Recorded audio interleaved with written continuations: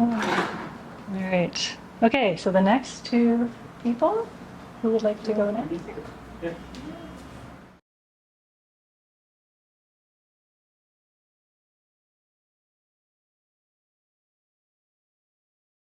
First heard about it through a somatic type of therapy that I do called core energetics. The therapist recommended it, and that was in the context of 2 years of ecstatic dance that I'd been doing on my own through Zoom groups at home.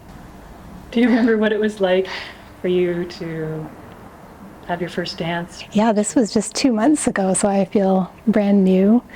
I remember being really nervous about coming in and not knowing what people would be like or if I'd be welcomed, being terrified of being heavy, crushing people, weighing them down, or foisting myself onto people.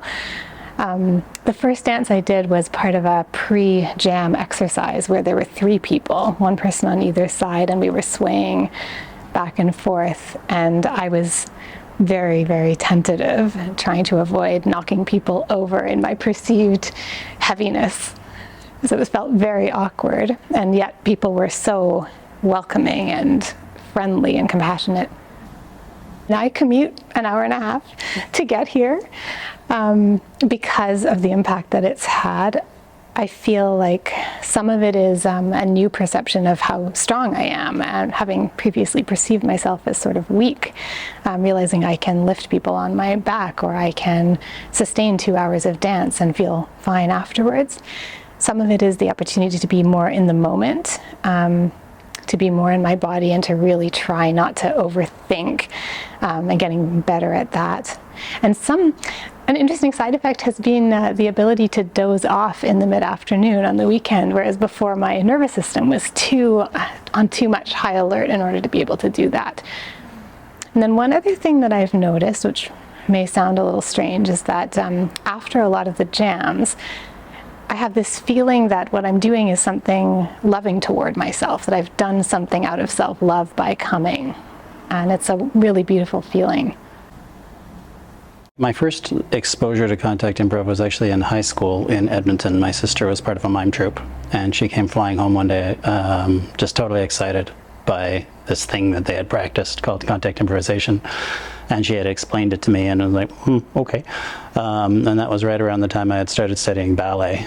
And then my first real exposure to it was at York University in 3rd year. One of the choreography instructors brought in a contact facilitator, and we were introduced to contact improv, and I just remember flying out with my pupils completely dilated and just high as a kite, because the sort of that opportunity to interact with people on such a 6-dimensional level really appealed to me.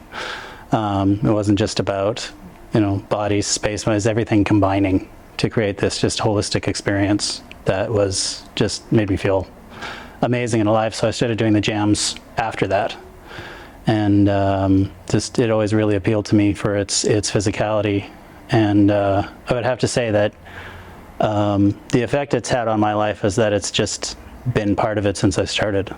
I mean, I've gone like 3 years without being able to make it to a jam, but then I come in and dance, and people are like, it doesn't feel like you've been away for 3 years. And it's like, well, I've been practicing walking down the street.